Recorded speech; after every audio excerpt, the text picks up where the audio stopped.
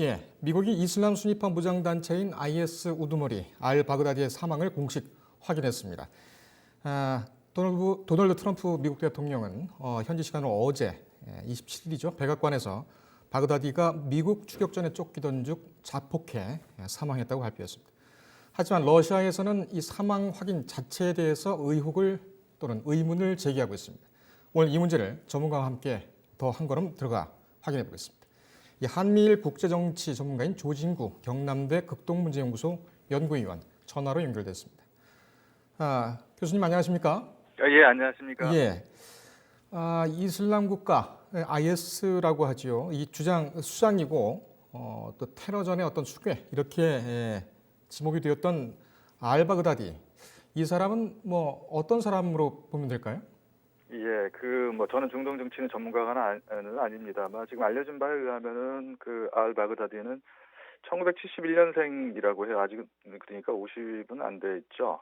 이라크에서 태어났고 바그다드에 있는 대학에서 공부를 했고 뭐 이슬람 문화나 샤리아, 이슬람 율법이라고 하죠. 이런 거를 공부했던 것으로 알려지고 있어요. 그리고 2003년도 이라크 전쟁을 시작하면서 반미 투쟁에 가담했던 사람이고 아마 그때 수용 시설에서 이슬람의 과격파 사상을 공부한 것으로 이렇게 알려지고 있습니다.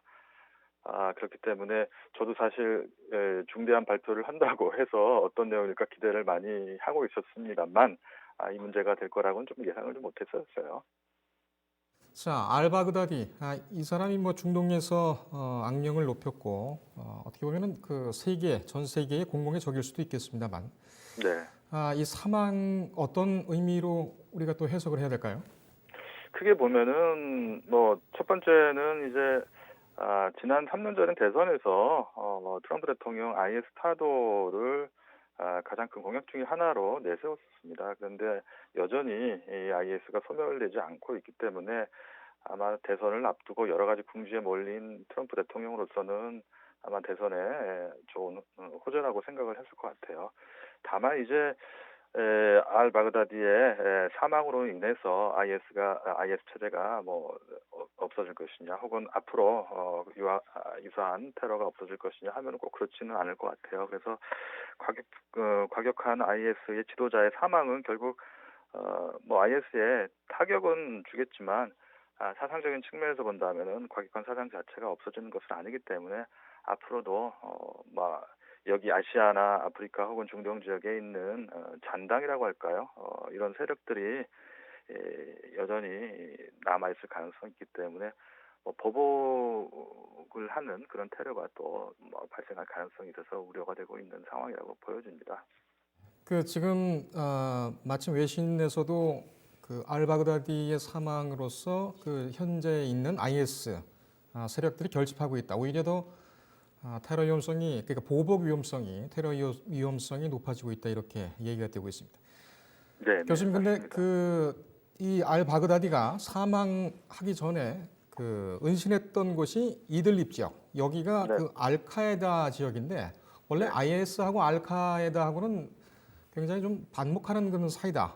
이런 해석이 뭐 중론입니다. 그렇기 때문에 러시아에서는 트럼프 대통령의 발표가 있은 후에 이 알바그다디의 사망이 사실이냐 이것에 대해서 전격적으로 문제를 제기하고 나섰습니다. 어떻게 예. 보십니까?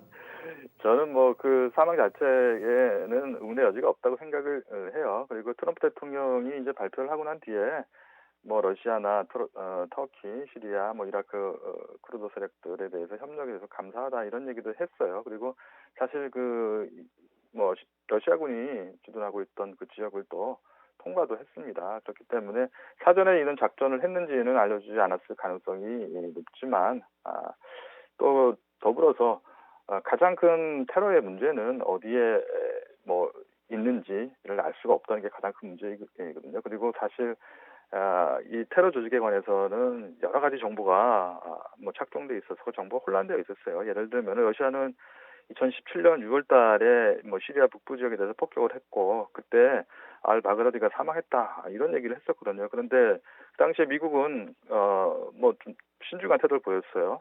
그래서 국경지대에 생존 있을 가능성이 높다라고 했고 그때 다시 또 실제로 알 바그다디의 음성이 또 발표되기도 했었어요. 그렇기 때문에 뭐 러시아로서는 뭐 그런 의문을 제기할 수 있겠지만 저로서는 미국의 확실한 정보 사실상 이거는 몇 주 전에 이미 파악이 됐었고 최종적으로 트럼프 대통령이 지난주 후반에 승인을 했다고 해요. 그렇기 때문에 사망 자체에 대해서는 의문의 여지가 없다는 생각이 듭니다.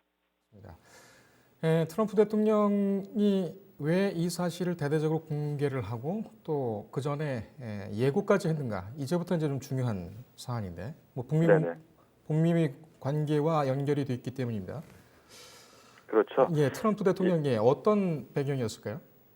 트럼프 대통령이 있어서는 지금 가장 중요한 거는 대통령 재선 여부예요. 그리고 이렇다 할 업적이 없었을 뿐만 아니라 사실 시리아 북부로부터 미군 철수하는 거에 관해서도 여당 내에서도 일부 반발이 있었고 야당도 그렇고 군부에서도 좀 비판적인 여론이 있었습니다. 그렇기 때문에 또 자신이 아까도 말씀드린 대로 대선에서 IS를 타도하겠다는 공약을 내세웠었는데 여전히 미국의 안보를 위협하는 위협 중에 하나가 IS였거든요.